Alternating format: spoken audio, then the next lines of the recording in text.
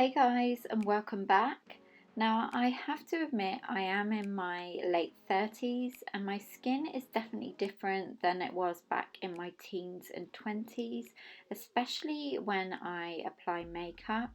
So today I wanted to share with you some tips and tricks I use and incorporate into my routine before I apply my makeup to help it apply, look and wear better overall. Now, there are three areas I see as the most important when it comes to my skin and makeup application, and that is SPF, hydration and light layers. Let's start with SPF.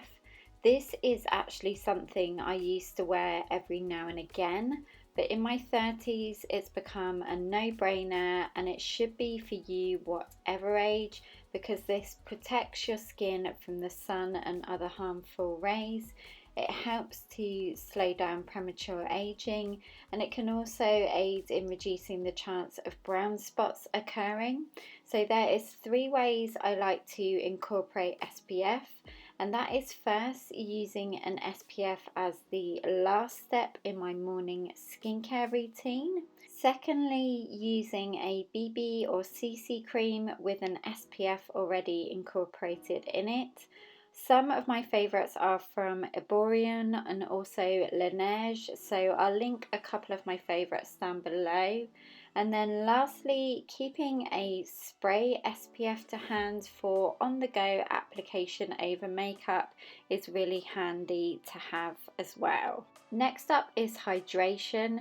So hydrating your body and skin with 6 to 8 glasses of water a day, again, is a no-brainer for me. But as well as the obvious, there is a few other skincare hacks I use every now and again if my skin's in need of that extra boost of hydration prior to makeup application. The first two I do more for a special occasion or if I'm going out, and that is using a sheet mask to really inject the skin with hydration before applying your foundation. And then another option is using the Biore UFO 2 with one of the smart masks like the Glow Addict or Youth Junkie.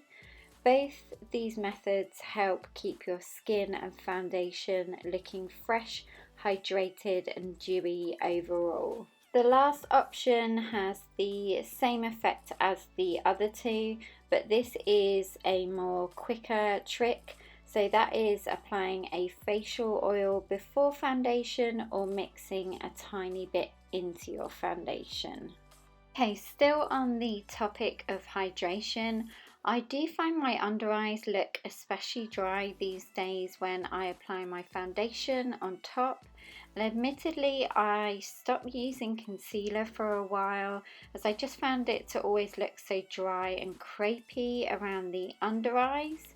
So now I either use under eye patches for a special occasion or a hydrating eye serum right before I apply my concealer. That way my under eyes stay more hydrated and my concealer and powder goes on and looks so much better throughout the day. Having dry lips can not only make your lip products not look as good, but it can also make them not apply as well.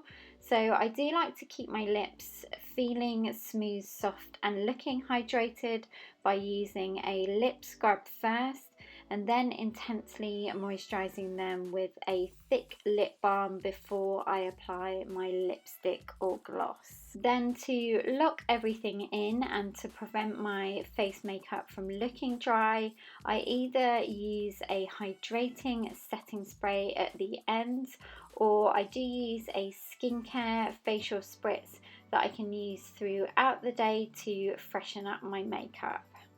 The final category is light layers, which refers to makeup application.